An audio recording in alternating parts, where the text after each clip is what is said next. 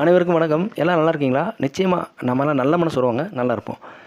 நிச்சயமாக இன்றைக்கி ஒரு 3 செய்தியோடு வந்திருக்கேன். பேப்பரை படிக்கணுன்றதை நான் உங்களுக்கு வலியுறுத்திட்டே இருக்கேன்.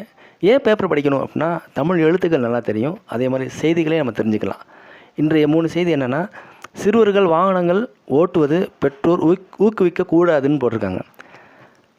சிறுவர்கள் ஓட்டும்போது எங்கேயாவது விபத்து ஏற்படுத்திடுவாங்க. அது வண்டிக்கும் விபத்து ஏற்படும், எதிர்த்து போகிறவங்களுக்கும் விபத்து ஏற்படும். அதனால் இரு பக்கமும் காயம் ஏற்படும்.